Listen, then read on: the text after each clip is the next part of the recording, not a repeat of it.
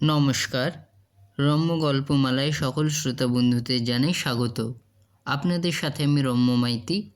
আজ পরিবেশন করছি গোপাল ভাঁড়ের দুটি হাসির গল্প। গল্পের সূত্রধর তপতী দেবী, গল্প পাঠে আমি রম্য মাইতি। প্রথম গল্প, গোপালের পিঠে খাওয়া।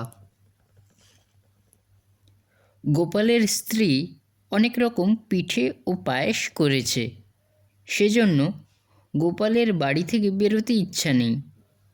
তবুও মহারাজকে কিছু একটা বলে আসতে হবে।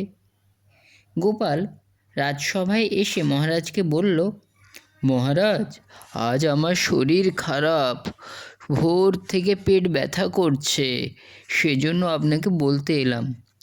মহারাজ বললেন, ভাবছিলাম তোমাকে নিয়ে আজ নদীর তীরে বেড়াতে যাব। পেটের ব্যথা বলছো যখন, আমি তো আর না বলতে পারি না, সুতরাং তুমি বাড়ি যাও। গোপাল চলে গেল। মহারাজের মুখে কথা শুনে গোপালের এক হিংসুটে প্রতিবেশী মহারাজকে বলল, মহারাজ, গোপালের পেট ব্যথা হয়নি, এটা ওর বাহানা। ওর স্ত্রী আজ পিঠে পুলি করেছে, সেই লোভে ছুটি চাইছে। শুনে মহারাজার খুব রাগ হলো। তাঁর সঙ্গে ঠাট্টা!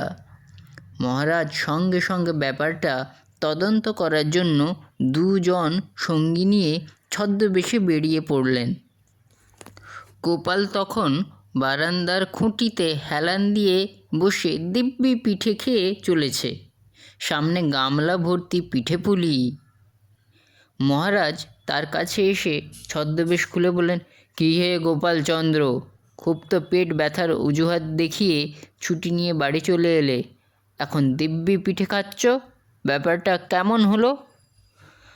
গোপাল মহারাজের কথায় লেশ মাত্র ঘাবড়ে গেল না, বরং রসিকতার সঙ্গে বলল, মহারাজ, আমার পেটের একটা বৈশিষ্ট্য আছে, যতই পেট ব্যথা আর আমাশা করুক না কেন, পিঠে খেলে সব ভালো হয়ে যায়। এখন আমি পিঠে খাচ্ছি, তার মানে দিব্যি সুস্থ আছি।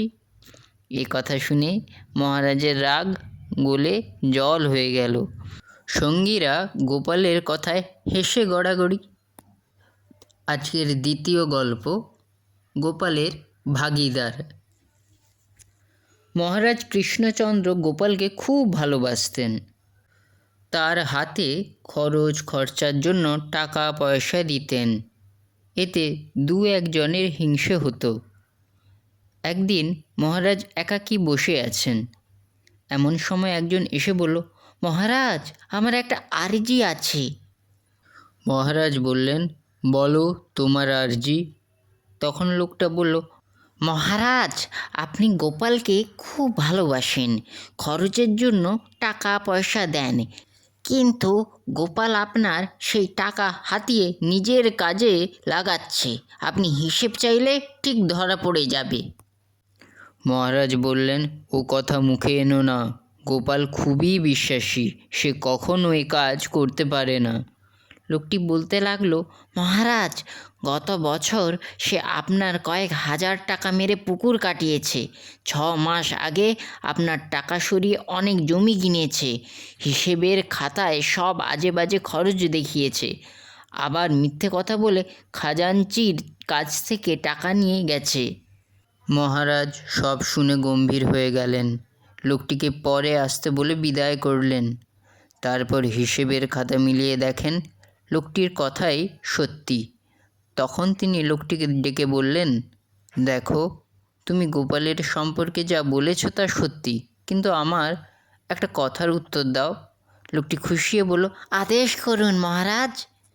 মহারাজ বললেন, আমার দরবারে এত কর্মচারী, বা আমি কিছুই বুঝতে পারলাম না, অথচ তুমি বাইরের লোক হয়ে জানলে কি করে? গোপাল তাহলে তোমাকে সব বলেছে? লোকটি বলল, আগে না মহারাজ, গোপাল আয়ের চেয়ে ব্যয় করে বেশি, রাজার হালে থাকে, তাই সন্দেহ হওয়ার জন্য আপনার কাছে এসেছি। মহারাজ বললেন, তা বেশ ভালোই করেছ। তা তোমার নামটা কি? লোকটি তখন ভয় পেয়ে বলল, কেন মহারাজ? মহারাজ বললেন, গোপালের সঙ্গে 2 নম্বর আসামি হিসেবে তোমাকেই বেঁধে আনতে হবে তো, কারণ তুমি গোপালের ভাগিদার এবং গোপাল তোমার সঙ্গে যুক্তি পরামর্শ করেই এ কাজ করেছে। তখন বোধহয় ভাগাভাগি নিয়ে ঝগড়া হয়েছে দুজনের, তাই আমায় নালিশ জানাতে এসেছো। লোকটি তখন ভয় পেয়ে হাত জোড় করে বলল, আমায় ক্ষমা করুন মহারাজ, আর কখনো এমন কাজ করব না। মহারাজ মৃদু হেসে বললেন, যাও, তোমায় ছেড়ে দিলাম, এখন থেকে নিজের চরকায় তেল দেবার চেষ্টা করো। লোকটি নিজের অপরাধ স্বীকার করে মাথা নিচু করে চলে গেল।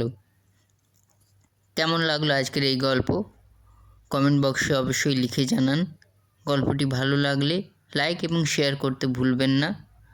পরবর্তীকালে নিত্য নতুন নানা স্বাদের গল্প পেতে এখনই আমার চ্যানেলটি সাবস্ক্রাইব করে আমার পাশে থাকুন। ধন্যবাদ।